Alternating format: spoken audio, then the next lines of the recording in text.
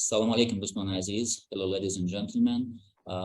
We would like to present our Russian University in Iran.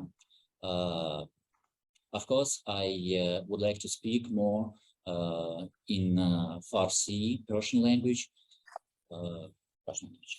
Я сказал, что я всех приветствую и хотел бы предупредить, что больше всего я буду говорить на персидском языке для наших иранских слушателей. Салом шанован азиз. خوش آمدید. ما شروع می‌کنیم یک شو معرفی دانشگاه روسیه در ایران برای شما. این ما بار اول برگزار می‌کنیم و من خیلی امیدوارم که ما می‌تونیم با هم خیلی خوب همکاری بکنیم. زبان کاری در این ارائه زبان فارسی و زبان انگلیسی. I said that working language in this presentation English and Farsi, Persian language. در زمان تماشا کردن هر ارائه شما میتونید هر سوال دارید بنویسید در زیر نظارات ویدیوی در یوتیوب یا در اینستاگرام، صفحه اینستاگرام ما این سوال را ترجمه بکنیم به انگلیسی و به روسی برای همکاران من در روسیه. ما تمام دانشگاه‌های روسیه بر اساس تقسیم بندی جغرافیا دست بندی کردیم و امروز من میخوام بگم که ما میخوام پرزنت کنیم یا ارائه کنیم یک منطقه روسیه نووسیبیرسک.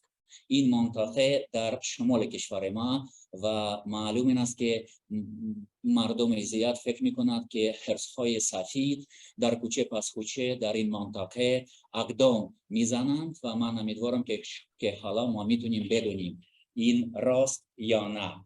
و سخنران اول ما Новосибирский государственный университет و من میخوام معرفی بکنم سخنران اول از این دانشگاه. من گفتم که حالا من میخوام ببخشید به انگلیسی. I would like to present Новосибирский государственный университет. Пожалуйста. Thank you very much, Dmitry Olegovich. Dear colleagues, friends, our future students and their parents, good afternoon.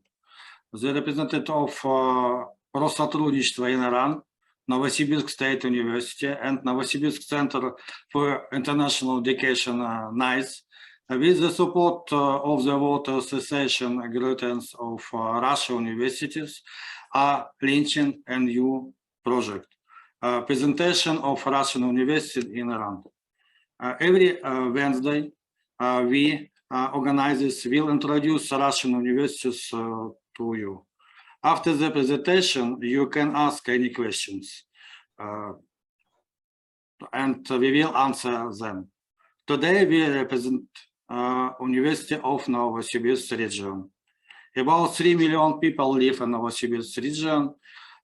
Its administrative center is the city of Novosibirsk. It's the third most populous city in Russia after Moscow and St. Petersburg. Novosibirsk is a modern young metropolis and center of sciences life of the country. Today, we are pleased to introduce 6 University of Novosibirsk. Choose a decent university in Russia for yourself.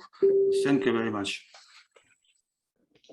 Dear colleagues, hello, dear friends. My name is Tatiana Shkareda. It's our pleasure to welcome you to Novosibirsk State University, which is located in Novosibirsk Akademgorodok, the world-famous scientific center of Siberian region, in the heart of Russian science. Also, our university is very young and small. It is popular around the world. There are only 8,600 students at Novosibirsk State University, and 1,400 among of them are foreign citizens from 57 countries. At this moment, we have 150 students from Iran. And let me introduce our senior students of Iran, of a medical faculty, who can tell you about Novosibirsk State University in your native language. These are Amir Hossein Azimirat and Arsalan Saidi. Start your presentation, please.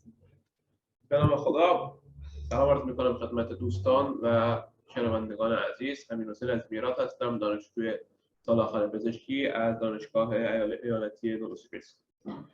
اطلاعات اجمالی و یک معرفی کوتاهی درباره این دانشگاه خواهیم داشت و امیدوارم که این اطلاعاتی که بهتون ارائه میدیم مفید واقع باشه. در ابتدا باید بهتون عرض بکنم که این دانشگاه یکی از دانشگاه‌های سبک نوین آموزشی و تحقیقاتی در کل دنیا محسوب میشه و در این دانشگاه یک نوع رویکرد پژوهش محور و ارتباط با بازار کار یکی از تاکیدهای بسیار مهمی هستش که در همه حوزه‌ها و در همه رشته‌ها وجود داره.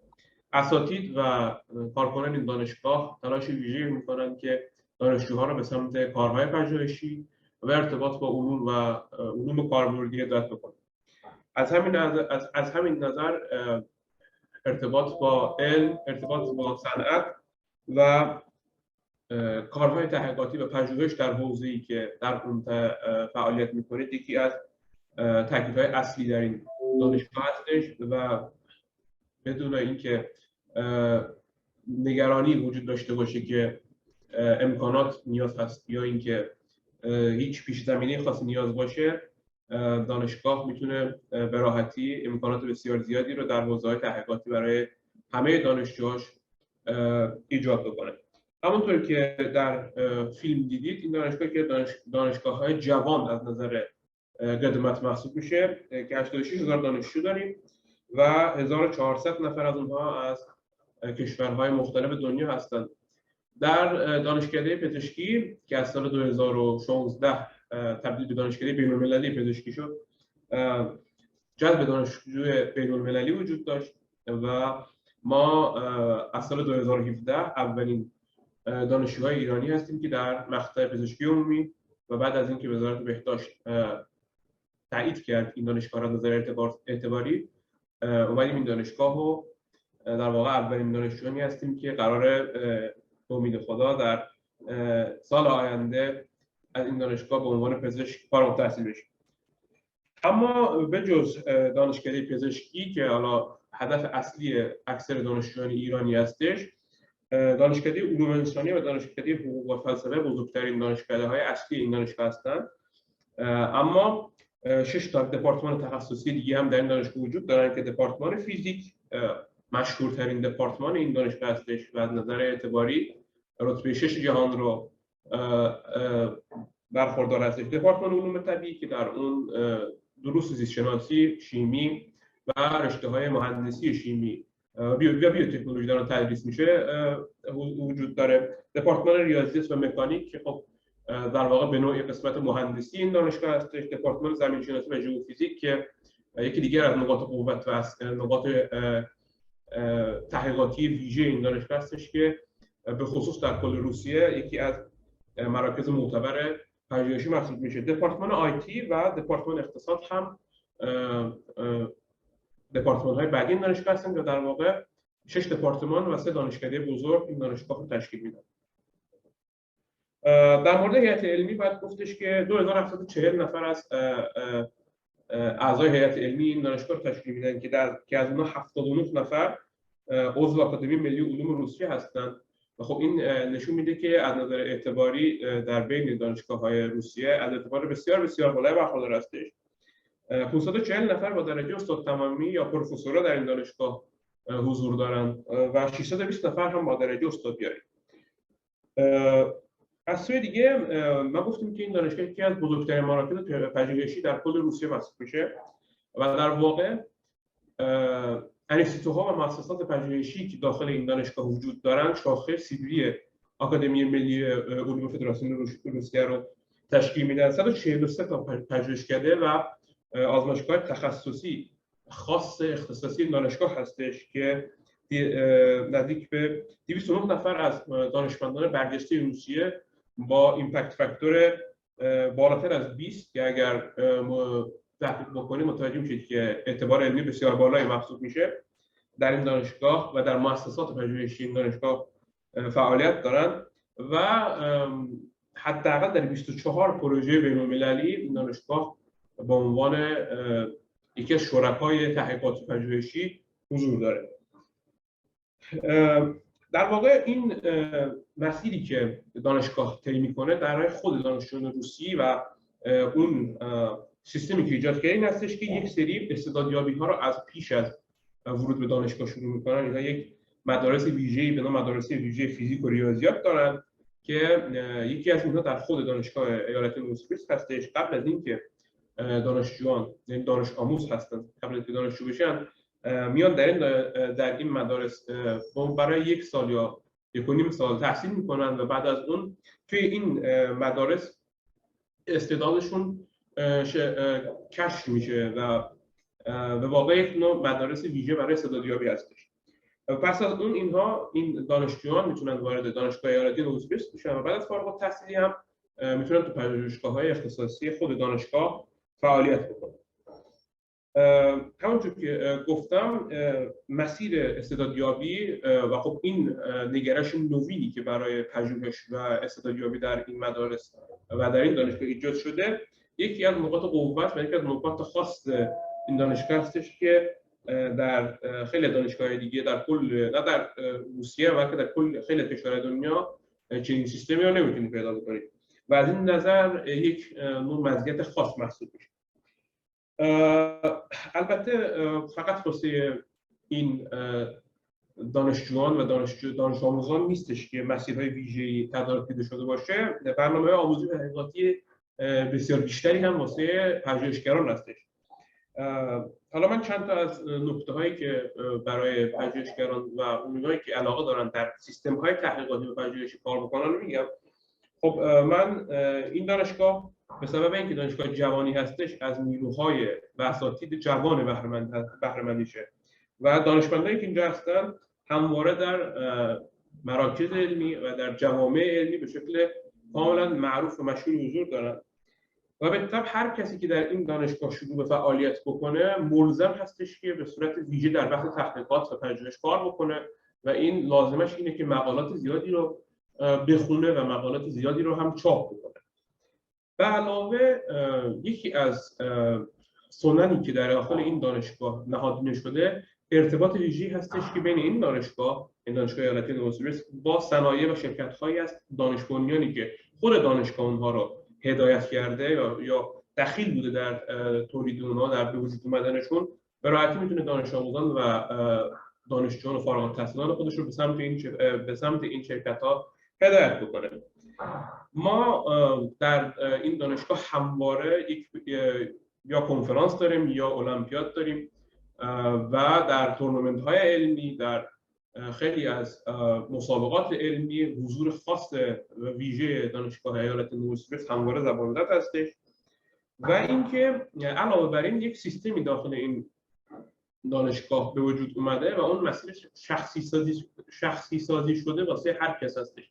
یعنی علاوه بر این که یک مسیر ویژه‌ای هستش واسه هر کس جداگانه شخصی سازی شده، یک مسیر عمومی هم هستش که همه دانشجوها طی می‌کنن و این یکی از نکاتی هستش که طی کردن این مسیر پژوهش رو برای همه جالب می‌کنه. در مورد حوزه‌های اولویت‌دار در پژوهش آموزش ما یک تاکید خاصی در این دانشگاه از سمت اساتید و کارکنان دانشگاه هستش در حوزه‌های ریاضیات کاربردی، آیتی، بیگ دیتا، آمار، ذرات بنیادین، اختر فیزیک فوتونیک غیرخطی، فناوری‌های زیستی، ژنتیک، پرتوشناسی، ژئوفیزیک، زمین شناسی و تعداد زیادی از مطالعات میان رشته‌ای هم هستن که حالا خیلی زیاد میشه این اگر ما بخوایم اینا رو اینجا لیست بکنیم. در واقع به صورت خلاصه اگر بخوام بگم اینه که شما در هر رشته‌ای وارد این دانشگاه بشید حتما باید در قسمت‌های پژوهشیش کار بکنید. رشته‌هایی هم هستش که الان فقط رشته‌های کارشناسی یعنی لیسانس فقط این دانشگاه نداره، کارشناسی ارشد یا مسترز هم هستن. تعدادشون البته کمتره اما به صورت ویژه برای دانشجویان بین‌المللی ایجاد شدن. اینا هوش مصنوعی و تفسیر اطلاعات آیتی هستش، مدیریت اقتصادی، اقتصاد سبز، فناوری کوانتوم و کریپتوگرافی، فلسفه کلاسیک، مهندسی مواد، پالوبیولوژی که یکی از رشته‌های زمین‌شناسی محسوب میشه و خود تعدادی از رشته‌های علوم زمینشناسی هم به صورت ویژه اختصاصی برای دانشجویان بین‌الملل تدریس میشه. اما برای ما ایرانی‌ها یکی از چیزهای جذابی که در این دانشگاه وجود داره پزشکی هستش. خب هدف بسیاری از دانشجویان ایرانی رسیدن به مقطع پزشکی عمومی در این دانشگاه است. ورود به مقطع پزشکی عمومی در این دانشگاه به صورت این هستش که یا یک دوره آماده سازی پادفک رو باید بگذرونید و پس از اون یک آزمون ورودی بدید، یا اینکه نه همینطور مستقیم بدون اینکه دوره پادفک رو بگذرونید میتونید امتحان مستقیم بدید که یک مقداری کار براتون سخت میشه. پس از اینکه از این آزمون ورودی قبول شدید وارد مقطع دکترای عمومی میشین. خب 6 سال هستش و بعد از اون هم دستیاری تخصصی پزشکی حالا یا در روسیه در این دانشگاه یا در دانشگاه‌های دیگه. برای اینکه حالا من کامل بکنم صحبتم، دستیاری تخصصی پزشکی یا همون تخصص به زبان خودمون تو این دانشگاه به دو شیوه تدریس میشه. یکی شیوه تمام روسی که خب تقریبا تمامی تخصص‌های مورد نیاز کل سیستم وزارت بهداشت روسیه در آن تدریس میشه. یکی هم تخصصایی که فقط به زبان انگلیسی در اینجا تدریس میشن. اینها تخصص پوست، تخصص داخلی، تخصص اورولوژی، تخصص جراحی، تخصص اعصاب، اونکولوژی، بیهوشی و رادیولوژی از مهمترین این رشته تخصصی هستند. دکترای تخصصی و پی اچ دی هم که یکی از مهمترین تاکیدات این دانشگاه در حوزه‌های پژوهشی هستش، تعداد خیلی زیادی از اینها هستش که اصلا لیست کردنش ممکن نیست. هر کدوم از دپارتمان ها و دانشکده ها تعداد بسیار زیادی برنامه‌های پی اچ دی دارن. خب با تاکید بر پژوهشی و تحقیقاتی بودنشون میشه گفتش که تعداد بسیار زیادی از دانشجویان بین‌الملل از سایر کشورها در واقع برای این مقطع اینجا میاد. حالا یکی از معروف‌ترین و یکی از مهمترین رشته‌های که دانشجویان بین‌المللی رو جذب می‌کنه فیزیک و ذرات بنیادین است. پی اچ دی فیزیک ذرات بنیادین. در مورد دوره‌های آموزش کوتاه مدت هم ما یک سری پروژه‌هایی داخل این دانشگاه داشتیم که به دانشجویان روس و بین‌الملل اجازه میداد که فرصت کارآموزی داشته باشند در 50 دانشگاه معتبر جهان خارج از روسیه. یعنی میتونستن تبادل دانشجو انجام بدن به مدت 6 ماه یا 1 سال، برن یک کشور دیگه و خب در اون کشور حضور داشته باشن. علاوه بر این 35 تا پژوهشکده برتر روسیه هم هستند که خود خارج از شهر نووسیبیرسک و در جاهای دیگه روسیه هستند که با اونها میشه تبادل دانشجو کرد. خب به طب چون این دانشکده زمینشناسی داره، اردوهای زمینشناسی و دیرینشناسی هم یکی از در واقع پای ثابت تدریس این دانشگاه هستند. مدرسه تابستانی برای تدریس زبان روسی و دوره‌های آموزش زبان روسی هم در این دانشگاه وجود دارند. خب فقط برای دانشجویان خارجی و بین‌المللی که قصد دارن اینجا برای طولانی مدت یا کوتاه مدت، حالا به طب بسته به اون رشته‌ای داره که میخوان توش پذیرش بگیرن، اینا ایجاد شدن. خب یکی از ملزومات زندگی در روسیه این هستش که زبان روسی رو همه فرا بگیرن. یه تعدادی از دانشگاه‌ها هم هستن که با این دانشگاه نووسیبیرسک قرارداد امضا کردن برای فرصت مطالعاتی. یک قسمت دیگه از دانشجویان ایرانی هم میان در اینجا برای فرصت مطالعاتی 1 ساله که از طریق وزارت علوم در واقع الگوریتم اصلی که هر فرد تو این دانشگاه پس از فارغ التحصیل به دست میاره این است که یا 60-70% جذب انشطه‌های و مؤسسات پژوهشی داخل خود این دانشگاه میشن، یا اینکه بقیه‌شون 30-40% وارد بازار کار و در واقع شرکت‌هایی میشن که دانشگاه توشون در تولید و ساختشون نقش داشته. یکی از مهمترین و شاید جالبترین مراکزی که دانشگاه ایجاد کرده، در کنار دانشگاه ایجاد شده، همین پارک علم و فناوری نووسیبیرسک هستش که اینجا بهش میگن تکنوپارک. 60% کارکنان این دانشگاه این پارک از دانشجویان همین دانشگاه هستند و این تکنوپارک یکی از اساسی ترین نقش‌ها در ارتباط بین علم و صنعت رو تو این دانشگاه داره. حالا اجازه بدید که دوست عزیزم آقای ارسلان سعیدی ادامه. با عرض سلام، ارسلان سعیدی هستم، سال 6 پزشکی. بعد یه چیزی بگم که آقای عظیمی‌نژاد یادش رفت بگه، اینجا دانشگاه پزشکی رو اینطوری تدریس میکنه که 3 سال اولش در اصل توی وبسایتمون نوشته شده که 2 سال اول انگلیسی هستش، ولی اصولا وقتی وارد محیط میشین 3 سال رو به صورت انگلیسی میخونید، بعدش شروع میکنیم به روسی خوندن، یعنی سال 4، 5 و 6 شما به روسی هستش و حتی دفاعیه و مدرکی که میگیرید دیپلم روسی هستش. یه دونه اینو منشن کردم. بعد راجع به رنکینگ ها اگه بخوایم بگیم، رنکینگ ها 2 تا رنکینگ داریم. یکی تایمز هستش که از لحاظ تایمز این دانشگاه رنکینگ 130 هستش و از لحاظ QS اگه بخوایم بگیم دسته‌بندی کنیم شماره 8 رنکینگ اروپا و آسیای مرکزی رو داره. شماره 3 دانشگاه‌های خود روسیه هستش، یعنی این رنکینگ QS و شماره 3 تمامی فاکولتی ها رو و اینستیتوت ها رو شامل میشه، نه تنها پزشکی رو. بعد میشه گفت که رتبه 260 کلی QS جهانی هستش. و اینکه اگه بخوایم تک تک دونه به دونه هر بخش رو جدا رنکینگ بندی کنیم، از لحاظ QS این دانشگاه توی فیزیک و اخترشناسی همون آسترونومی رنکینگ 102 هستش و از لحاظ نچرال ساینس 82، از لحاظ صنعت نفت یا همون پترول انجینیرینگ میشه 100 مابین صدتای تاپ هستش و همچنین توی ریاضیات 150 از تاپ 150 به حساب میاد و توی مهندسی شیمی از تاپ 200 و توی باستانشناسی از تاپ 200، یعنی چون متغیر هستش ولی همیشه مابین این 200 اول بوده.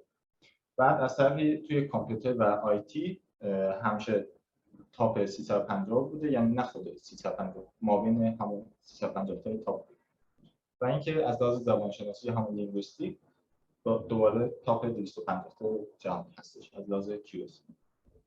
و اما اگه بخواید اطلاعاتی راجع به حالا هر رشته‌ای هر چیزی چه پزشکی چه دانشکده‌های دیگه این دانشگاه به دست بیارین، به نظرم یکی از بهترین چیزایی که این دانشگاه داره وبسایتی داره به زبان انگلیسی، چینی، حالا فارسی نداره، شامل کاملی داره که به 3 زبان چینی، انگلیسی و روسی هستش که زبان انگلیسیش هم خیلی کامله و میتونید خیلی اطلاعات مفیدی دریافت کنید که مثلا اون بیس زندگی چه شکلیه توی روسیه یا مثلا یه سری هزینه‌ها و فلان که مثلا این دانشکده اصلا چند ساله است فلان درسش چه چیزی رو باید مثلا در نظر بگیریم واسه اینکه می‌خوایم وارد روسیه بشین یا دقیقاً شهر نووسیبیرسک. اینا همشون توی این وبسایت هستن و وبسایتش توی پرزنتیشن منشن شده، یعنی میتونید ازش نگاه کنید و هزینه‌های میگم تحصیل همش هستن. و اما راجع به خوابگاه اینجا فعلا اینطوری بگم که 2 تا خوابگاه بین‌المللی داره که اینطوری مشهورن که به اسم آدینبه. این 2 تا خوابگاه هم نوساخت هستن نسبت به خوابگاه‌های روسی، همین که خیلی از کیفیت بهتری برخوردار هستن. و اینکه توی این خوابگاه دانشجوها به صورت 2 نفره زندگی میکنن، هر اتاق 2 نفره هستش، مثلا یک کوریدوری که شاید 20 تا 30 تا اتاق داره، 3 تا اینا آشپزخونه داره. بعد ولی چیزی که توی عکس می‌بینید الان از خوابگاه‌های روسی گرفته شده که 3 تا تخت داره توی اتاق‌ها. اصولاً یه همچین چیزی اتفاق نمی‌افته واسه دانشجوهای بین‌المللی، اکثراً یعنی 2 نفر زندگی می‌کنن. خیلی کم پیش میاد که 3 نفر یا 4 نفر باشه، اگر 4 نفر باشه بلوک‌های 2 تا اتاق هستن. بعد اینکه هزینه زندگی توی این خوابگاه‌ها حدوداً شاید میشه گفت ما بین 18 تا 20 دلار بوده تا به امروز، شاید توی آینده تغییر کنه ولی خب به نرخ امروز فعلا یه همچین چیزی هستش. و اینکه یکی از خوبی‌های این زندگی توی این خوابگاه اینه که هر ساله باید دانشجوها توی ماه سپتامبر برن مدیکال چکاپ که به نظر من این یه چیز خیلی خوبیه که همه بیماری فلان داشته باشن توی خوابگاه پخش نمیشه. چون الان مثلا امروز مردم جهان درگیر کرونا هستن ولی خب یه همچین چیزی که میرن ویزیت میکنن دکتر مدیکال چکاپ دارن، این باعث میشه که مریضی فلان توی خوابگاه پخش نشه و در صورتی که اگه هم پخش شد یا هر چیزی اینترنشنال آفیس خیلی ساپورت میکنه دانشجوها رو، یعنی خیلی میاد پیگیر اگه کسی مریض شد فلان نمیگم حالا هزینه درمان فلان چیزای جداییه، ولی همه بیمه هستن، اگه بیمه نباشن نمیتونن تو خوابگاه زندگی کنن فلان. به نظر اینا پوینت‌های خیلی مثبتی هستن. نزدیک به این خوابگاه چند تا استادیوم و مکان‌های ورزشی هستن که یکیشون استادیوم بازه واسه دو و فوتبال، والیبال، بسکتبال، بعد استخر شنا هستش، بدنسازی هستش، بعد تیراندازی، کشتی که اینا هر کسی میتونه با نرخ‌های خیلی پایینی بره ازشون بهره ببره، یعنی اینطوری نیست که گرون باشن فلان واسه دانشجو. که این تصاویری که مشاهده می‌کنید از استادیوم سربسته، یعنی باز نیست اینطوری بگم، چون یکیش جدا نزدیک خوابگاه، خیلی نزدیک به خوابگاه استادیوم باز داریم واسه فوتبال اینا، ولی اینا سربسته هستن. و اینکه یکی از پوینت‌های مثبت دیگه این خوابگاه اینه که خصوصا توی 3 کورس اول، یعنی کورس 1، 2 و 3 که دانشجوها بیشتر با خود کمپوس دانشگاه رفت آمد دارن، یعنی بیشتر درس‌ها توی کلاس‌های خود دانشگاه مثلا بیمارستان اینا نمیرن، خیلی خوابگاه‌ها نزدیکن، یعنی در حد شاید 5-6 تا پیاده رویه. و تو این سرمایی که بالاخره نمیشه گفت سرما نداره، اینجا یکی از سرطان‌های دنیاست، خیلی پوینت مثبت به حساب میاد. و اینکه این عکس که می‌بینید 2 تا ساختمان آبی و زرد و اطرافش اینا همه هستن فعلا، ولی این عکس یک طرح گرافیکی هست. اون وسط ساختمان‌های آجری که می‌بینید اینا فعلا در حال ساختن، آخر 2023 تموم میشن همه این کمپوس جدید. الان ما همین الانش که داریم پرزنتیشن ارائه میدیم، ما خودمون توی یک کمپوس جدید هستیم، ولی خب 5-6 ساله هستش، ولی یه کمپوس جدیدتر در حال ساخته که باز اونجا هم شامل خوابگاه، رستوران و تمام امکانات تفریح هستش که به نظرم میشه گفت خیلی نو و بهتره که حتی واسه دانشجوهای اینترنشنال هم میشه ازش استفاده کرد. یعنی اولویت بندی همیشه واسه این خوابگاه‌ها، اینه که در حال ساختن فلان، همیشه واسه دانشجوهای اینترنشنال. میشه گفت که دیگه حدوداً آخرین اسلایدها هستن که اینا باز میگم طرح‌های گرافیکی کمپوس جدید رو در حال ساخت که چیز خاصی از تمام شدهش نمونده و این هم صندوق‌هایی هستن که همیشه تو مسیر دانشگاه ما بین خوابگاه و دانشگاه میتونید ببینید و ازشون عکس بگیرید.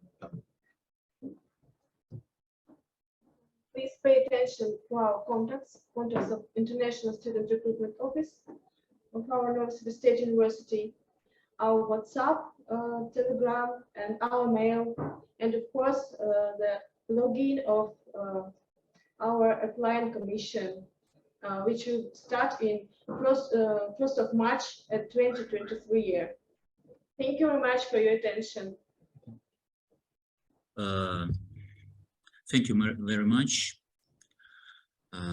خیلی ممنونم. خیلی جزئیات ارائه شما بود. من فکر میکنم که این سخته. Я сказал, что очень подробная была презентация. Мне кажется, это тяжело. Вот мы потеряли достаточно много зрителей, которые сначала к нам пришли в Инстаграм. Вот это очень жаль. Тем не менее, мы получили ряд вопросов про ваш университет от студентов, и я бы, наверное, хотел бы сейчас передать слово своим коллегам, чтобы они задали те вопросы, которые приходили к нам в Инстаграм от зрителей иранских, которые смотрели. Я хочу спросить вам, как удобнее, без авана инглиси, без авана фарси, без инглиш, по-английски спрашивать, или можно через иранских студентов, чтобы вы давали ответ? Как удобнее? Да, давайте через иранских студентов, ребят. رانیکا. ببخشید من میخوام بگم که برای تمام که بله بعداً ما این ارائه را کات کردیم، مونتاژ میکنیم و اپلود میکنیم در صفحه رسمی اینستاگرام در اینستاگرام. Здравствуйте. В нашем سلام دوستان عزیز.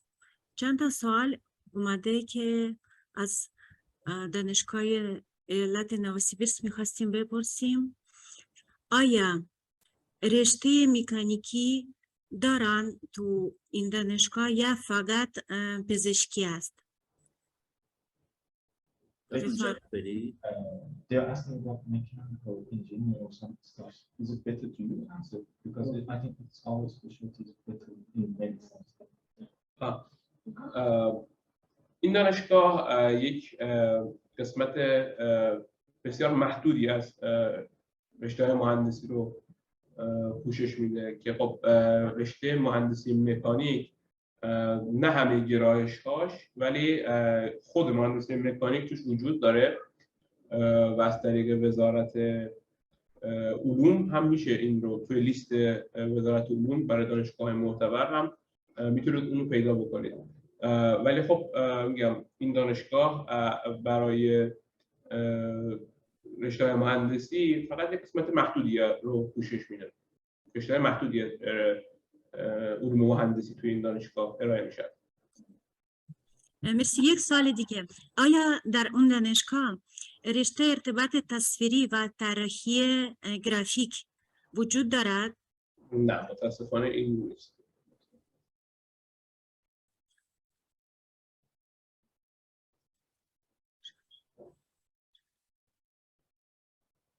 سلام، خسته نباشید. ببخشید میخواستم بپرسم درباره شرط معدل، این که مثلا اصلا وجود داره که حالا باید معدل بالا باشه یا اینکه یه آزمون ورودی چیزی هست؟ در مورد ورود به دانشکده پزشکی اگر سوالتون هستش، شرط معدلی وجود نداره و فقط شرط ورود قبولی در آزمون ورودی هستش که همه ساله توی ابتدای تابستون در ماه ژوئن، یعنی در تیر ماه برگزار میشه و قبل از اون هم باید حتما پذیرش و اون مدارک اولیه برای ثبت نامتون بفرستید. ببخشید، یعنی خود دانشگاه برای رشته پزشکی آزمون ورودی برگزار می‌کنه؟ بله. خیلی ممنونم، مرسی. خیلی ممنونم. و مثلا من میخوام که ممکنه یکی از مهمانان ما میخواد بگوید درباره این ارائه چه فکر میکنید برای آینده. مثلا شما میتونید بگید چنده؟ چه نظر شما؟ چه نظری؟ از این ارائه. سلام، خسته نباشید. خب ارائه خوبی بود، همش کامل بود، جزئیات رو گفتین. و اینکه منم خودم یه سوال دارم بپرسم. رشته حقوق میخواستم بدونم داره؟ بله حقوق داره. زبان انگلیسی هم دارن که تدریس میشه. ولی خب برای اینکه توی کشور روسیه فعالیت بکنید به عنوان حقوقدان حتما باید دانش خوبی از زبان روسی داشته باشید. بله، واسه کارشناسی ارشد. درصد کارشناسی ارشد نه، اما درصد کارشناسی هست. درصد کارشناسی دانشکده حقوق دانشجو بین‌المللی میپذیره. مرسی. آزمون داره واسه آزمون ورودی داره یعنی؟ نه اینو فقط در این حالتی هستش که شما با خود قسمت پذیرش دانشکده حقوق تماس میگیرید. ممکنه مصاحبه حضوری داره که خب اون هم زیاد چیز سختی نیست. یک مصاحبه دارن که با اسکایپ انجام میشه. مرسی، ممنون. ممکنه مادها میتونند چیزی بگویند درباره این ارائه؟ ساکوت میماند چون مرد هست.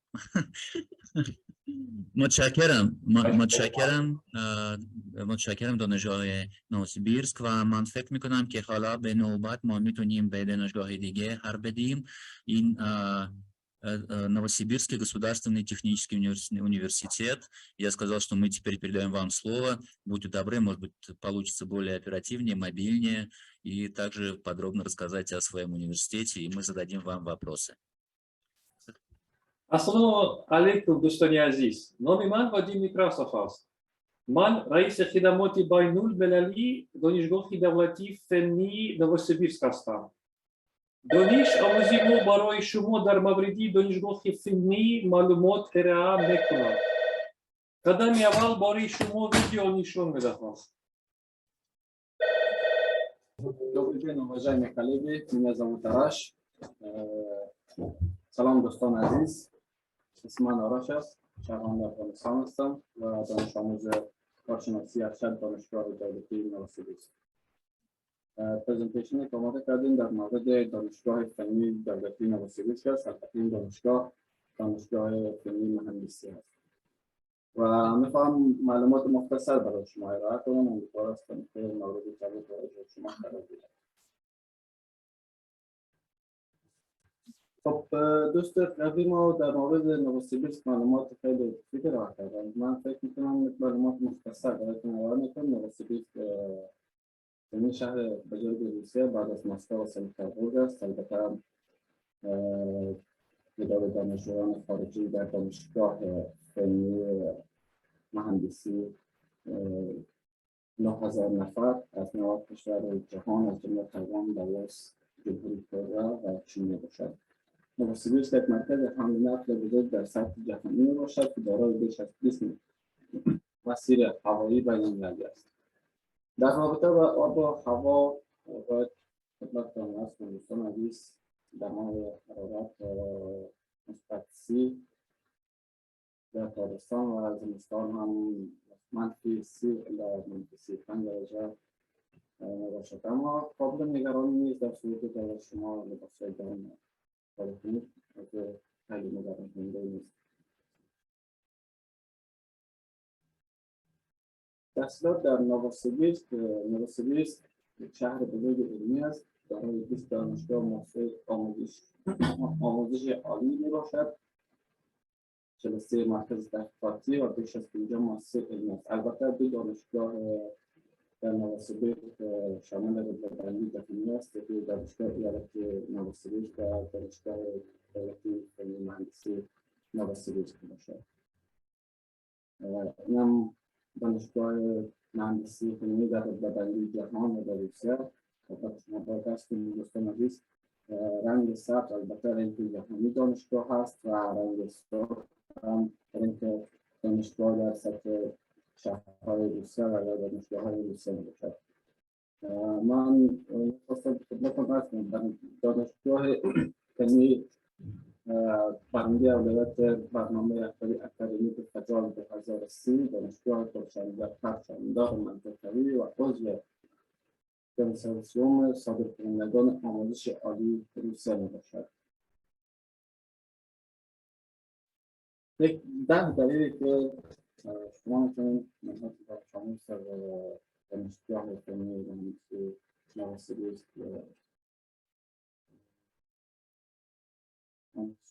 یکی از اونها این است که دانشگاه در قلب شهر موقع دارد، یعنی در داخل شهر است. بیش از 2000 دانشجوی بین‌المللی از 41 کشور دارد.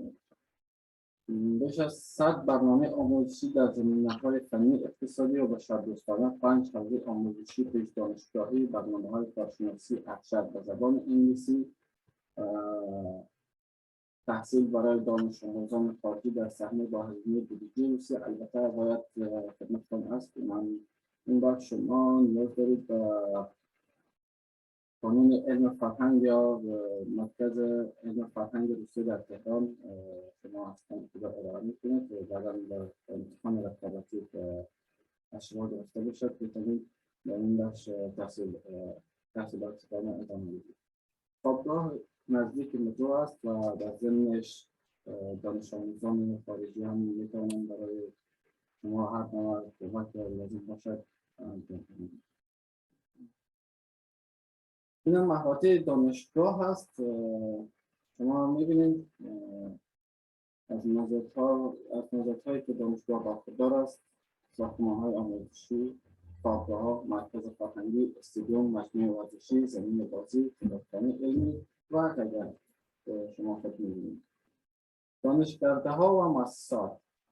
از آنجا که من قبلا شما گفتم این دانشگاه فنی و تکنیکی هست، اسمی که می‌بینید رشته‌های از جمله اتماسیون، مهندسی کامپیوتر، هواپیما، مکانیک، فناوری، مکاترونیک، اتماسیون، ریاضیات کاربردی و همه اینا شما می‌بینید دانشکده‌هایی است که می‌تونید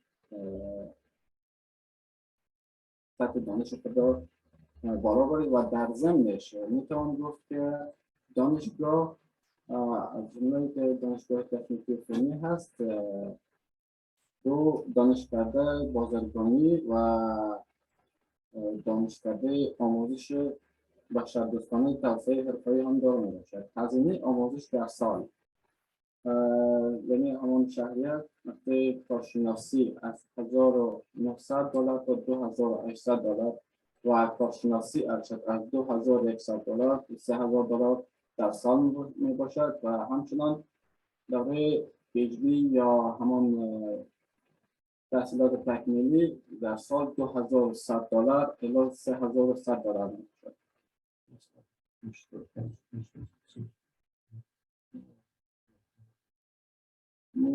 برنامه‌های کارشناسی ارشد بر زبان انگلیسی البته دانشگاه فنی تکنیکی دولتی نووسیبیرسک نه تنها که ارائه تحصیلات بر زبان روسی را بر زبان انگلیسی هم این شرایط دارا باشد. الکترونیک و نان الکترونیک صنعتی و مهندسی زیربردارنده تمرکز دانشجویان کارشناسی ارشد بر روی توسعه و تحقیق سیستم‌های مکاترونیک برای اشیاء خود افتاد، توسعه سیستم‌های ذخیره‌سازی انرژی الکتریکی و جبران‌کننده توان غیر فعال مبتنی بر مبادله‌های نیمه‌نهادی چند سطحی. البته شرایط لازم برای مقتضیان داشتن سند دولتی در مورد آموزش عالی پذیرش هم به صورت رقابتی است.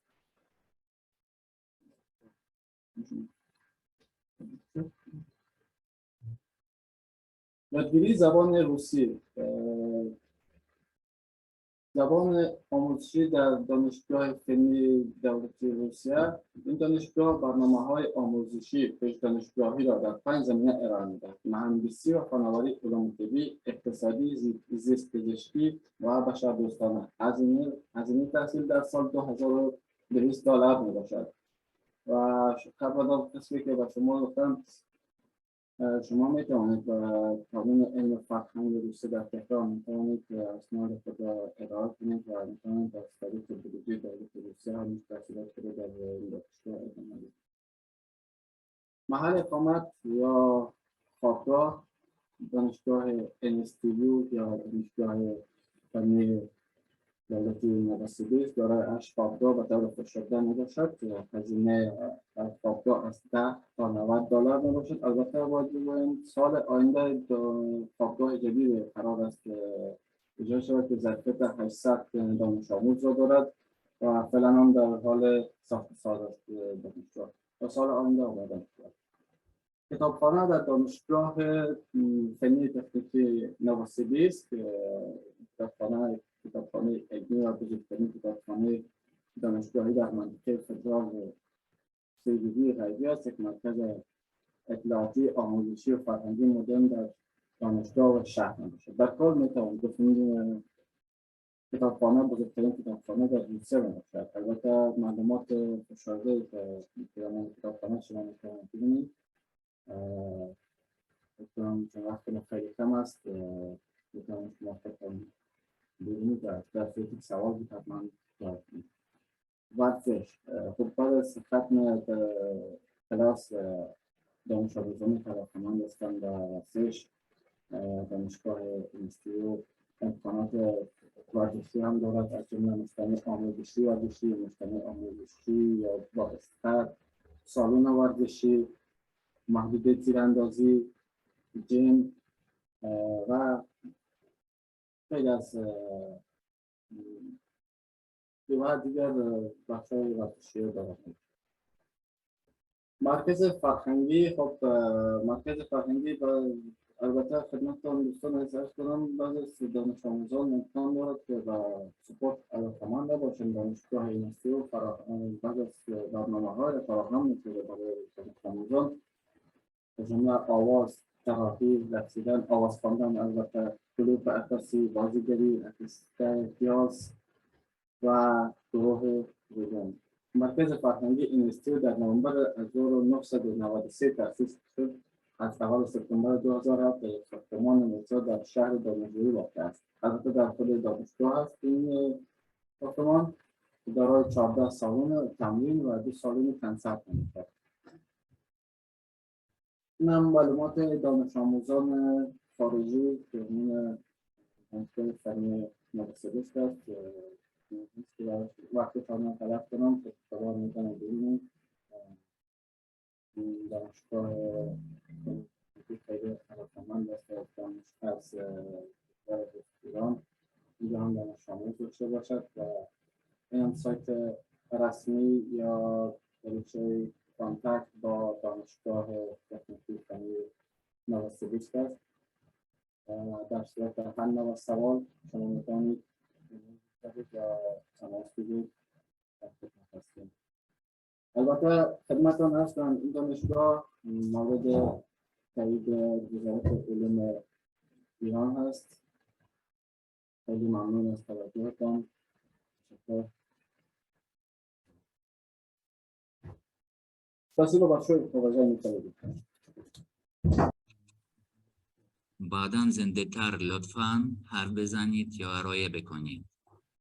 اما به نظر من حالا یک سوال داریم درباره وجود رشته زبان روسی. داری در دانشگاه شما؟ У вас русский язык преподают в университете, спрашивают иранские студенты? Да, да.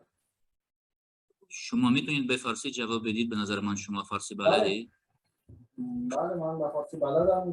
دانشگاه آموزش زبان فارسی را دارا می باشم و با معذرت البته چون اینجا فکر کنم مشکلات فنی و تکنیکی بود که اگر صدای من را نشنیدید من به میکروفون بگویید. به میکروفون بگویید. با میکروفون بگویید. من گفتم بله دانشگاه دارای امکانات آموزش زبان روسی است. می‌گویم صدای من رو بشنوید. اوکی. سوال دارید؟ نه ندارم. خیلی ممنونم. خیلی ممنونم. و دانشگاه دیگه یک فارسی میگم که ما پیشنهاد دادیم که یک ارائه قطع بکنید و ما زودتر بگوییم درباره ارائه دیگه. ادامه بدیم. Продолжаем. Dear students, welcome to Novosibirsk State Pedagogical University. My name is Ekaterina Igorevna Barancheva, and I represent the International Affairs and Academic Mobility Department. I'll tell a little bit about our university, and you can ask some questions about your possible future studies in our university. You know, we are far away from Moscow in the heart of Siberia, in Novosibirsk, and Pedagogical University in Siberia, our university is one of the best pedagogical universities in Siberia. We are one of the top pedagogical universities in Russia, and in Siberia we are very old university to teach the future teachers, yes, to teach the future teacher trainers. So if you want to start your career in teaching, welcome to our university. We have some figures, and if you want to see some figures about our university, we have 10 institutes, 3 faculties. We have 1 branch of Russian Academy of Science, more than 13,000 of students, and more than 200 programs of training for specialists, bachelors, and masters.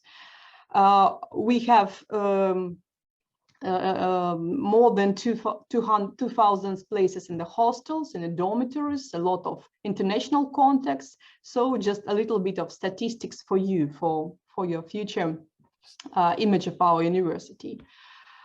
What can I say about the fields? If you are not ready to come to some decision about your future profession, you can think about mathematical and natural sciences. This field is very important for our university. You can think about educational and pedagogical scientists, so you can choose among different fields to be a teacher, a future teacher in any country. You can think about social sciences that are very important for our university. It includes psychology, management, social work, advertising, journalism, and youth socialization. We have a very strong positions in the field of engineering, technologies, and technical sciences. So it includes a lot of mathematics and modern informational technologies. So if you are oriented to techniques and engineering, come to this field. We are very strong in the positions of teaching future talents in arts and culture. So if you feel you want to teach and you want to be prominent in arts and culture, please come to our Institute of Arts or our Institute of Culture. So what can I say about levels of education? Of course, you can choose anything from pre-university training to start teaching Russian as a foreign language to enter our university. You can choose bachelor's programs of various fields. You can choose master's programs for 2 years or 3 years in some majors. And you can, after that, you can choose postgraduate studies, postgraduate courses in different subjects. All this information can be found in our website. And of course, you can contact with our international department or admission service of our university. What else? I can say some words about the most popular university institutes and departments for future international students. Usually international students choose some very interesting institutes for their studies. So our natural and socio-economical sciences are presented by general biology, chemistry, ecology, and environmental expertise, and pedagogical education in biology, geography, life safety, and English. So you can choose these majors to be a future teacher in these fields and choose the Institute of Natural and Social Economic Sciences. Of course, very strong institute, very popular among international students are physical, mathematical, information, and economic education. So if you want to be a teacher of mathematics, physics, IT, and economics, you can choose this institute. And of course, to be familiar with economics, to be a future teacher of economics, also you can enter this institute. This field is for you. What else? Of course, philology, mass media, and psychology. It's very. It has the long traditions and very old traditions of teaching future philologists, specialists in Russian language and literature, or in Russian as a foreign language. So if you want to be a teacher of Russian as a foreign language in future, maybe in your country, come to this institute. Or if you're interested in Russian literature, in Russian culture, in journalism, in being a publisher, maybe editor in future, and to know, of course, Russian language, come to this institute. This institute also provides courses for short-term study Russian. If you don't speak Russian, of course, come to this institute for short-term study of Russian or for pre-faculty studies. We have, of course, programs for future teachers in different foreign languages. So we have a faculty of foreign languages specialized in English, German, French, Spanish, and last year's Chinese. And we have, of course, programs for linguistics and translation studies. So if you want to be translator or linguist or to be a teacher in foreign languages, please come to this university. And we are very popular among students within the who are interested in arts, music, choreography, and maybe management and youth development. So if you are ready to become a teacher of music, maybe a teacher of dances, or to be proficient in youth management development, so come to the Institute of Culture and additional qualification of Novosibirsk State Pedagogical University. One very important institute in our university, and very interesting and very talented, a lot of students from overseas also study there. It's an Institute of Arts. So it's arts education, design, decorative arts, and maybe folk arts and applied arts. So if you like drawing, if you like making cartoons, films, if you like decorative arts, to be a future artist or maybe teacher of arts, please come to this university and you can find some additional information in our department. Of course, to come to be the student of our university, you need to know Russian. So we have some programs in English. It's about management of education, but most of our programs are in Russian. And to help you to study Russian, we have some Russian language programs. We have pre-faculty education. We have 1- and 2-year programs to prepare international students to enter the university, and short-term courses in Russian language and culture. And we have, of course, some immersion programs for foreign students to, you know, to adjust you to living in Russia, to living in Novosibirsk, and to our cultural environment. We have equipped laboratories, library, so all technical facilities for your studies, very modern computers, of course, and we have a new technopark. So we opened technopark last year. So you, of course, can have good conditions, technological conditions to study. And we have a good campus with 4 dormitories and the 4 canteens, the cafeterias, and healthcare center. So if you want to know more about our campus life, of course, also we can give you some detailed information. So all our students live on campus, the Russian students, foreign students, we have a special dormitory for them.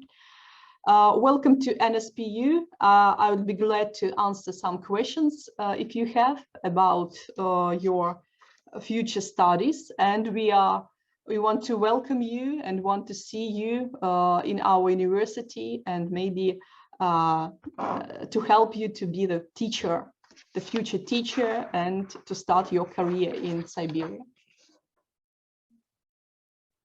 спасибо большое за вашу презентацию. خیلی ممنونم برای ارائه شما. سوال دارید اینجا در این اتاق؟ بله یک سوال داریم. اما فایزه میران به زبان روسی حرف بزنید و بعداً خودت ترجمه بکنید.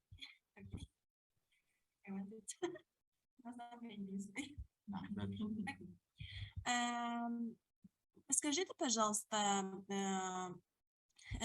как мы можем поступить на русский язык и литература, и есть такое, как экзамен, да?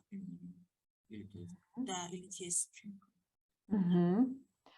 می‌خواستم که چجوری میتونیم توی حالا رشته زبان روسی یا همون ادبیاتش تو دانشگاه قبول بشیم؟ هستش که مثلا آزمون ورودی داشته باشه یا اینکه نه؟ Как вы принимаете на литературу или на русский на основе какого экзамена, который вы проводите по, ну, в общем, как вы проводите отбор для обучения для аспирантуры, да, уровень аспирантуры? На уровень аспирантуры. На уровне аспирантуры мы делаем видео, вы должны, самое главное, согласовать тему с научным руководителем. И, конечно, здесь важно знание русского языка и важно договоренность с научным руководителем. Мы просто делаем видеоконференцию, согласовываем тематику, и вы можете поступить или по квотам, или самостоятельно оплачивать обучение. И здесь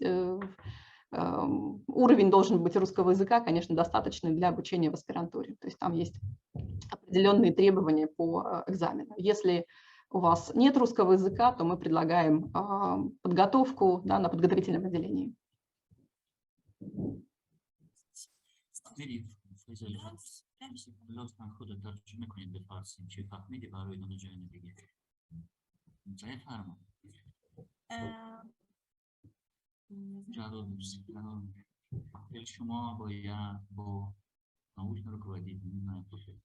باید با استاد راهنما، یعنی اون تماتون رو، اون موضوعتون رو هماهنگ کنید، بررسی کنید و بعد از اینکه استاد راهنمای شما مشخص بشه که میتونن توی موضوعی که شما حالا انتخاب کردید باهاتون کار بکنن، توی رشته زبان و ادبیات روسی توی دانشگاه NSPU تحصیل کنید برای مقطع دکترا. Это перевод вашего ответа был. Еще вопрос. Агер Диге, Солдори? Солдори? بفهمم به انگلیسی. Except Russian language, if I'm not wrong, you told that some other languages, some foreign other languages are taught. Can you repeat what other languages are taught in that university? So our foreign language faculty offers programs for future teachers or future translators and future linguists in French, German, Spanish, and Chinese, and of course English. So you have English too? Yes, of course. Okay, in which part, translating or literature? Can you repeat, please? Is it for literature or translator, just for we have programs, we have two types of programs. Program for future teachers, the first program, bachelor's level, and the second program is for future translators. It's called Linguistics and Translation. All right. And what are the rules for accepting in that major and field? How can a student be accepted? Yes, so how can you enter this faculty, yeah? Yes, exactly. Yes. Okay, you can contact with our admission department or our department, my department, International Affairs. So you need to, you can also apply for funded places within the Ministry of Russian Education. And if you pass all this qualification and give your documents from your previous studies, for example, diploma from your bachelor's education, or maybe your certificate from your school, so you can also start studying at this faculty. Is there any entrance exam or no? Yes, we have some exams for Russian students and of course for international students.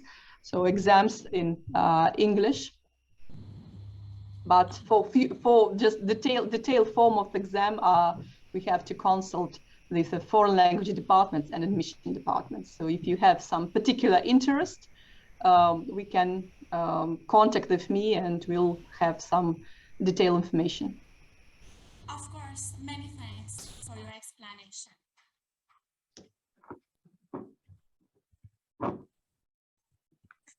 Thanks a lot. Мы приглашаем Сибирский государственный университет телекоммуникации и информатики. Переведу на персидский язык. به فارسی ما دعوت میکنیم دانشگاه دولتی مخابرات و انفورماتیک سیبری. Пожалуйста.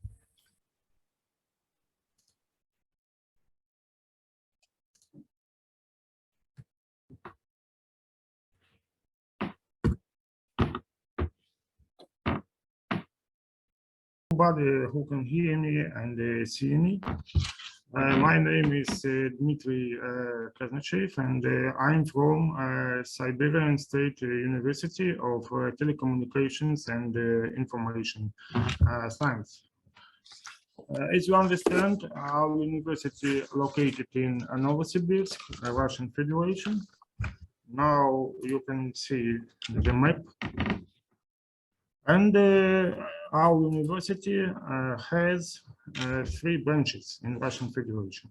This is a branch in Yekaterinburg, in Khabarovsk, and Ulan-Ude.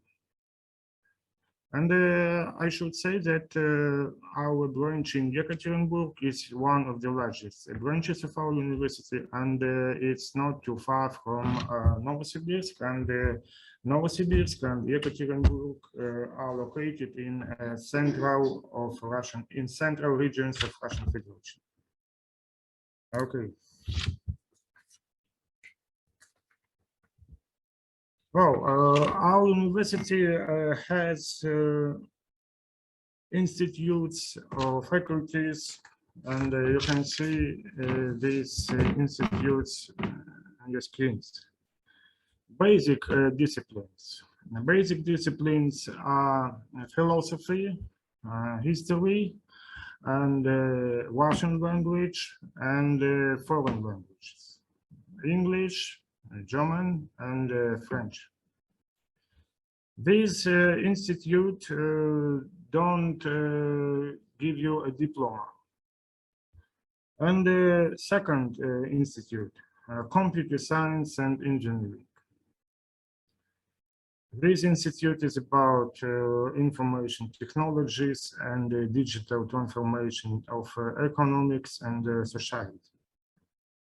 Next institute is telecommunications. It's about radio and TV and mobile phones and etc. And the last institute is information security. It's about cyber security and other ways of information security. And we have a special institute. This institute is of correspondence education or distance learning. You can see the snow, Siberian snow, and if you don't like the Siberian snow, you can stay at home and use distance learning of our university. This isn't October, this is December or January, and it is a special feature of our university. Our university is one of the first universities in Russian federations who started distance learning in 1996. Next slide. Training ways and trends. You can choose full-time or face-to-face learning. You can choose classical correspondence learning, and you can choose full distance learning. Our full-time learning is state-funded and self-payment. Our classical correspondence learning is state-funded and self-payment too. And unfortunately, our distance learning is self-payment only. And you can get a bachelor's degree for 4 years and a specialist degree for 5 years and 5 months. Also, pay your attention to the fact that if you have abbreviated post-college programs, and you can get a diploma in 3 years and 5 months. Transfer from one training way to another one is possible. Okay. Now we can see a short roadmap of learning in our university. Option 1 and option 2. Option 1, bachelor's degree in 4 years and a master's degree in 2 years. And option 2, a specialist degree in 5 years and 5 months. Entrance tests you should pass to join our university. For all information and technical areas, you should pass elements of higher mathematics, Russian language, physical basis of electrical engineering, or information science. And if you choose humanitarian direction, advertising and public relations, you should pass social studies, Russian language, socio-economic problems of society, or information science. Well, about admission on a self-payment base.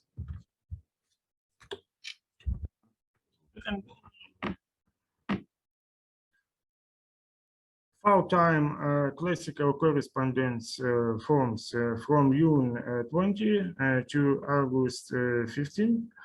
And distance learning is open for your applications from June to October. And pay your attention to the site. It's our web address. to apply for distance learning in our university. And about fees, for all information and technical areas is about $1,000 per semester. It's about $2,000 per year. And for advertising and public relations, it's same sums. And pay your attention to the distance learning because distance learning is less expensive and about 500 per semester. Besides in costs, you can choose a campus, and one person should pay 172 per year. If you choose a studio apartment in Novosibirsk near the university, it's about $300 per month. And if you stay at home and choose distance learning, you pay $0. Except despite learning, you can choose communications and sport and the art. You can sing, you can dance. So welcome to Sibstrin. We are waiting for your applications on our faculties and institutes. Thank you.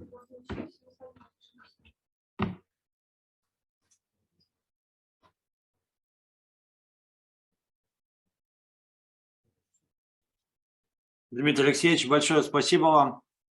Я старался быть кратким. Спасибо. Коллеги, есть вопросы? Давайте перейдем к следующему выступающему. Новосибирский государственный архитектурно-строительный университет. Сибстрин, готовы вы? Дмитрий Алексеевич, снимите презентацию. Да, я снимаю.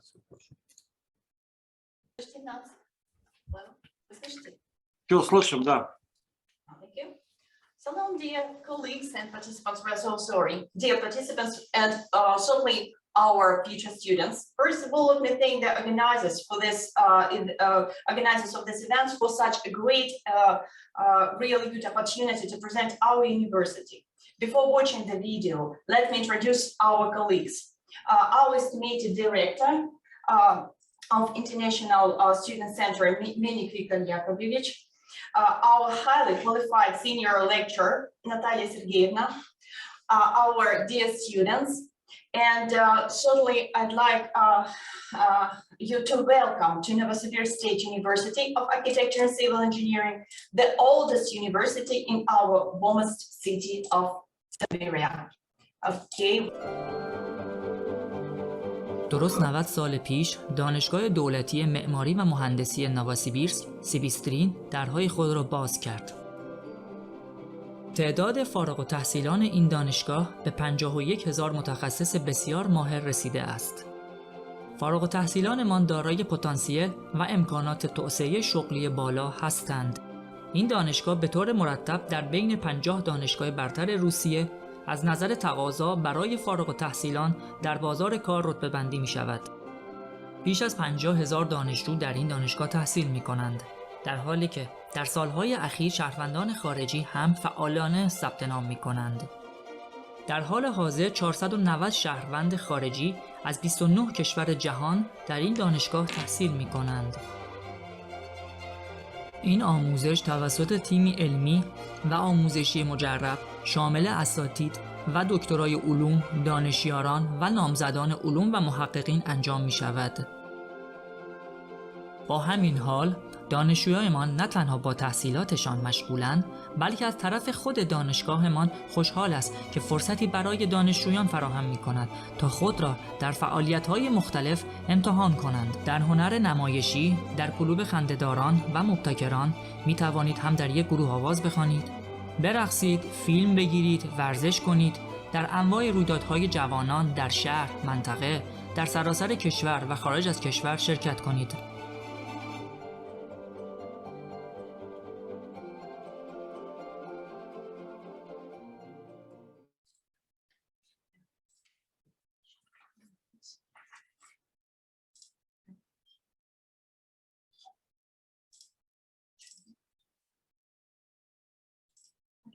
Коллеги, вы закончили? No, and just our presentation. Okay, good afternoon, dear friends, colleagues, and future students of our university. It's good to see you all at our meeting. My name is Natalia Sergeyevna, and I'd like to give you some information about our university and, of course, about our programs that we provide. Our university is Novosibirsk State University of Architecture and Civil Novosibirsk State University of Architecture and Civil Engineering. It is one of the leading educational establishments in Russia, providing training of specialists in the field of architecture and construction. As you can see, the university is made up of 4 institutes and 2 departments. Next slide. Nowadays, the university provides 14 bachelor's degree courses, 3 specialist degree courses, 5 master degree courses, and 4 postgraduate courses. Next slide. At the university, we focus on academic mobility of our students. For them, we organize lectures, master classes, workshops, skills. Our students took practices in large overseas universities and companies. We think such activities help our students develop and improve their professional skills. Admission to our university is by examinations. They are 2. One is in Russian because the language of the training is Russian. The other is in mathematics. But those young people who want to do a course in architecture, restoration and reconstruction of architectural monuments or town planning also take an examination in drawing. If you want to follow a career in civil engineering, we can offer you our construction courses. As you can see, civil engineering is an extremely broad professional field. The construction industry in any country needs well-trained and qualified experts. You will be given the opportunity to specialize in one of the 9 areas. If you enjoy working with hardware, software, and finding IT problems or providing their solution, a bachelor's degree in information system and technologies or applied informatics can help you progress towards a career where your skills will always be in demand. Integrated employment and reservation of water resources is a perfect place for you if you can't ignore such environmental problems as global warming, pollution, depletion of natural resources, and if you are aimed at preserving our planet. At our university, you also have the opportunity to do a bachelor degree course in economics, housing and communal infrastructure, or sociology. Large enterprises need these experts, and they are able to analyze, make quick decisions, and always monitor the market in the field of construction and architecture.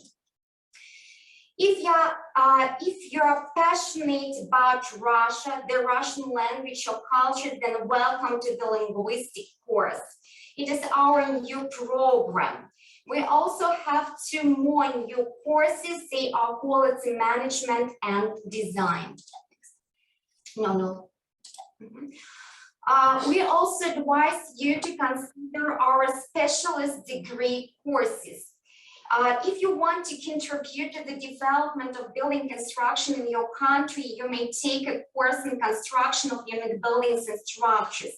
The course is about designing and erecting high-rise buildings.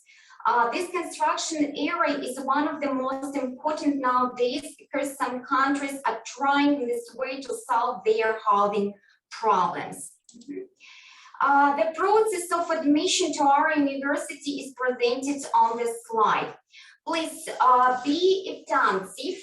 The application for admission and all the necessary documents can be submitted online through the personal account of the applicants. And all entrance tests and examinations are based on the materials of our university, and you may also take them online. Next. If you want to be a student of our university or of any other Russian university, you need some knowledge of the Russian language. As you can see, we have various educational programs of the Russian language. Among them, there is a program for those who want to study at our university. Our qualified teachers of the Russian language have a lot of experience in teaching Russian as a foreign language, and they always help our international students master the Russian language and prepare their graduation paper. Our university pays much attention to international cooperation. As you can see from the slides, the activities of the university are recognized abroad. It is a member of some international associations. At our university, we have a UNESCO chair. The international activities and cooperation of our university allow our students to get acquainted with Russian and international advanced developments and technologies in the field of construction and architecture. If you have questions, you can visit our official sites. The site has a Russian and some English version. You may contact us for any question. Our contacts you can see on the slide. So welcome to our university. Let's build our future together. That's all we wanted to tell you. Okay, if you have questions, will you please ask in Farsi? Yes, will you please? Our students will help us. Thank you very much. Мы не слышим.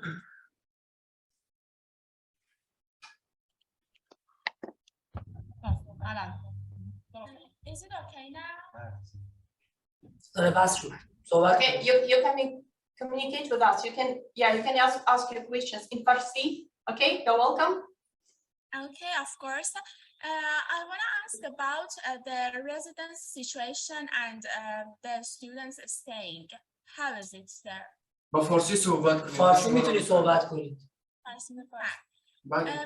راجع به امکانات رفاهی و اقامت دانشجوها بپرسم که به چه شکل تو این دانشگاه. Информация об общежитии. Ну, у нас есть студенческие общежития, все это находится на территории вуза.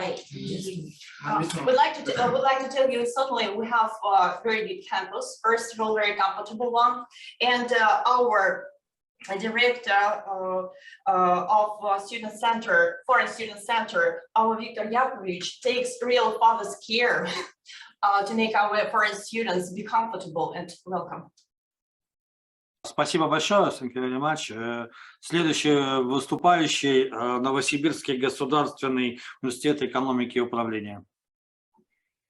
Татьяна Ивановна. Hello everyone, can you hear me? Все отлично. I will try to launch the video. Please do let me know if you cannot see it or cannot hear it.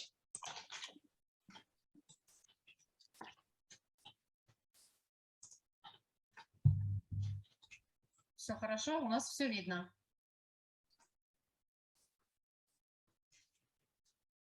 Звука нет.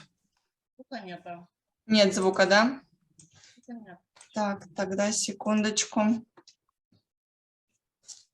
Так.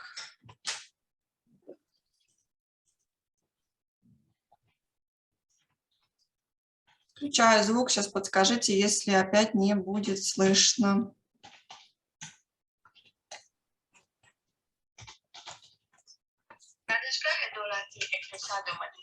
Все отлично.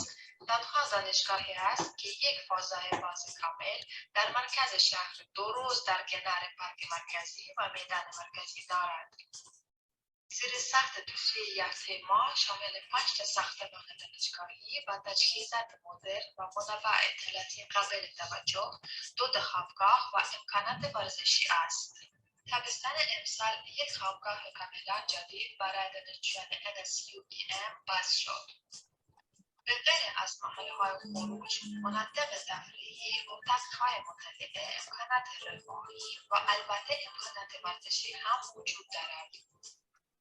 دانشگاه ما بیش از 100 برنامه آموزشی را در تمام صندوق آموزش حرفه‌ای تا دوره‌های دکترا و همچنین برنامه‌های برای یادگیری زبان روسی به عنوان یک زبان خارجی اجرا می‌کند.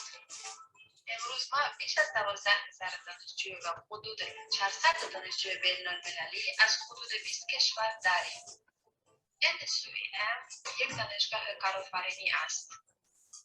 آموزش در آنجا بر آموزش عملی، بر توصیه مهارت‌های نرم و سخت لازم برای ایجاد یک شغل موفق متمرکز است. 30% از کل دوره‌ها توسط کارآفرینان فعال، مدیران ارشاد شرکت‌های بزرگ، مقامات دولتی و مربیان تجاری تدریس می‌شود. ولی این قدم را به سمت یک شغل موفق برداریم. برای تحصیل در دانشگاه دولتی اقتصاد و مدیریت نووسیبیرسک اقدام کنید. Thank you so much for your attention. Let me also show you our presentation. Can you see it? Can you hear me? Да, все отлично. Perfect. Thank you for your attention. My name is Tatiana. Salam. Unfortunately, I do not yet speak Farsi, so I will speak English. Let me introduce Novosibirsk State University of Economics and Management. NSUEM is the only university in Novosibirsk with an entire campus in the city center, right next to the Central Park and Central Square. Our university implements over 100 educational programs on all levels, from vocational education to doctoral programs. The university has formed a faculty of practitioners. 30% of all our courses are taught by active entrepreneurs, top managers of large companies, governmental organizations, and business coaches. NSUEM is an entrepreneurial university. Our mission is to prepare professionals that are truly in demand on the labor market and are ready for the business challenges. Each year, we are ranking top 3 among Novosibirsk University in equality of graduates. In 2021, we are also entered top 100 of the best universities in Russia, according to the Forbes rating, and ranked top 3 among Russian universities in entrepreneurial programs. Besides, we're the only university in Novosibirsk in the Green Metric rating of eco-friendly universities in the world. Among Russian universities, we also keep leading positions in the average income and employability of our graduates. As a result of educational process focused on practical training, over 80% of our graduates find job within half a year after their graduation, and 65% of them choose work within their specialty. For those who are ready and want to launch their own business project while in the university, we also have business incubator, where we have masterclasses, open lectures, and meetups with businessmen and successful people from various fields and industries. NSUEM has over 40 agreements on cooperation with universities and research organizations from over 20 countries. At the moment, we have international students from 20 countries.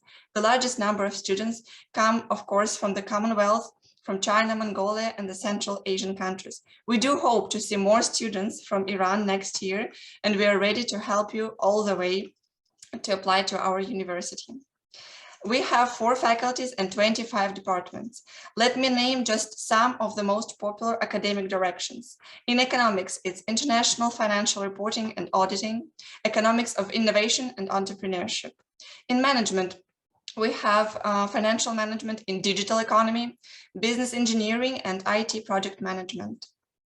The pricing for the next year is not yet determined by our government, but the anticipated prices you can see as per the slide. Tuition-free education is, of course, also possible. One of the easiest ways to get into our university and study for free is to apply with our partners here, Россотрудничество. As you are joining our video today, you probably know their contact details, but if you do not, please make a screen of this presentation and email them. I'm sure they'll be happy to apply to our university as well as to others university in Novosibirsk region. Here is also information for the Russian as a foreign language course. We do not currently have full bachelor or master courses in English, so the majority of you will, of course, first need to go through this course. Thus, you can see that the course will help you to prepare for the entrance exams and successfully apply for the continuing education in Russia. As I mentioned, NSUM campus is located in the center of the city. All the academic buildings are equipped with latest technology, libraries, and information resources. We have our own sport facilities. We have separate information centers where students can get all the necessary information and help with their financial and educational needs. In their spare time, our students go to the swimming pool, do martial arts, do fencing, play football, volleyball, and other sports.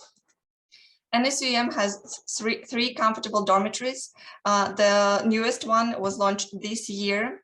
All dormitories are equipped with a video surveillance system and electronic pass systems to ensure the safety of all our students. Apart from studies, our students are active participants in extracurricular activities and the city life. Novosibirsk is the true capital of Siberia. We do plenty of events and festivals in culture, art, music, and sports. So our students living in the center of the city, of course, in the middle of all of this. For NSUM students, there are also 7 main clubs to develop their soft and hard skills according to their interests, needs, and abilities, as well as 16 sporting clubs, language and cultural clubs. The last but not least, we also offer short-term programs to make your acquaintance with us and with Siberian. These programs are offered in both English and Russian in forms of academic exchange or summer and winter language schools. So if you're not sure if you are ready for Novosibirsk and for Siberia, you can start with a short-term introduction. Thank you, everyone. Please make sure you make a screenshot of my contacts, email me on the international email, and I will make sure to answer you. Thank you so much, and I do hope to see you next year with our students. Большое спасибо. Вопросы будут? هزینه سالیانه که داده بود Стоимость обучения вот. الان توضیح میدین اقامت و گشت خودرو میشه تفکیک کرد. The price for the education will depend on the program. So, for example, Russian as a foreign language will cost about 130,000 Russian rubles, which is slightly more than 1,000 USD dollars. The bachelor programs will be about the same, and the higher education, masters, and doctoral programs will cost you about 2,000 USD dollars, approximately.